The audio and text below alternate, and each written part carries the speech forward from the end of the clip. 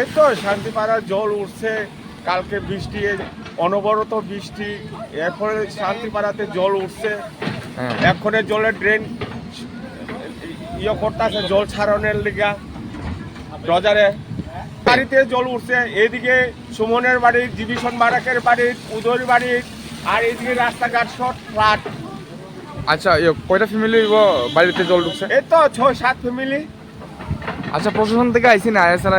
প্রশাসন থেকে তো আইতে দেখছি না এখনো, মানে এখানে জাস্ট কাজ করতেছে দেখছি। যে সকালবেলা পুরসভার থেকে ভাইস চেয়ারম্যান আইছিল, আয়া সেরা এটার জল নিষ্কাশনের লিগা বুঝে কইছে এখানে শান্ত হাজরায় মানে এক্ষুনি পরিষ্কার করাইতেছে।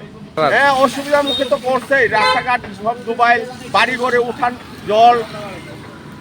গতকালকে রাত্রে থেকে না? গতকালকে রাত্রে থেকে ঠিক আছে।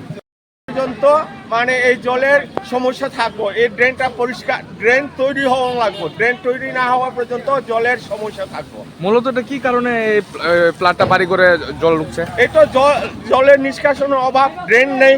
হ্যাঁ। এদিকে ড্রেনটা হইলে, পাকা ড্রেন হইলে পরে জলের সমস্যা হইতো না। আচ্ছা আচ্ছা, এক সাইড তো ড্রেন আছে না? হ্যাঁ, এক সাইড ড্রেন আছে, এখানটা কোনো সমস্যা নাই।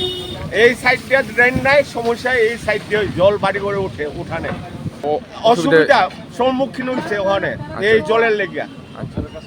আচ্ছা, কি আবেদন করবেন আপনার? এই তো সরকারের কাছে আবেদন এটা, যাতে এই পাকা ড্রেনটা তাড়াতাড়ি মানে হওয়ার লেগে, এবং ড্রেনটা যদি পাক্কা হয় তাহলে জলের নিষ্কাশনটা মানে লগে লগে, বৃষ্টির লগে লগে ড্রেনে জল এটা নাইমা যাবো গা, এর কি।